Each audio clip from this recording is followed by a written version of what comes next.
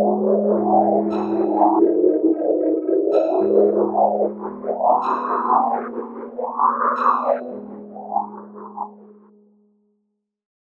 good evening, ladies and gentlemen. I'm just another tinfoil hat. Welcome to my Friday night Screen Screams review, where I'll discuss what spooky movie has captured my attention this week. Spoiler free, of course. Now, I'm actually just rolling out something that I hope you guys will find interesting. Members of my Close Encounter 2 and 3 Patreon tiers can now gain access to a part 2 of these videos where I do discuss spoilers. So if you're interested in hearing my take on the end of these films and the specifics of what goes on leading up to it, I'm going to also be doing a backlog for the other movies that I've reviewed recently. Just check out my Patreon. So for now, though, dim the lights and let's discuss the show. Tonight, I will be discussing Jung Boom-shik's 2018 horror masterpiece, Gonjiam Haunted Asylum. Now, this film revolves around the owner of a YouTube channel, Horror Times, Ha Jun, as he builds a team to investigate the abandoned Gonjiam psychiatric hospital after a spate of disappearances when a couple of teens tried to open the cursed room 402. Convinced that the timing of these disappearances will propel his live stream to 1 million views and his channel to just massive publicity, the blind ambition of Ha Jun is really the driving force behind the events of this movie.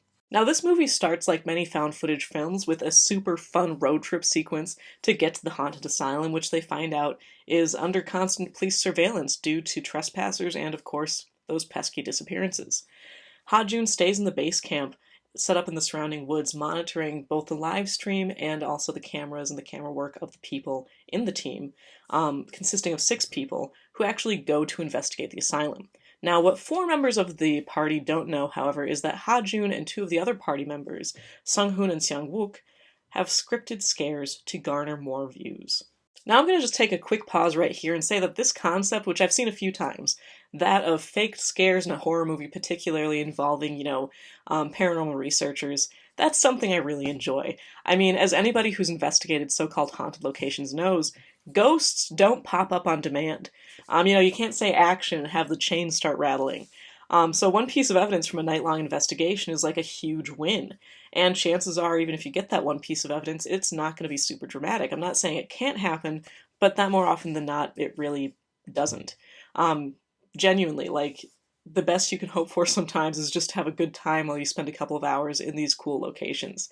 So I love seeing that, that concept again of these teams going into these haunted locations in these horror films and setting up fake scares and then kind of having the ghosts be like, oh, I see what you did there. Which, as you may imagine, kind of starts up in this film.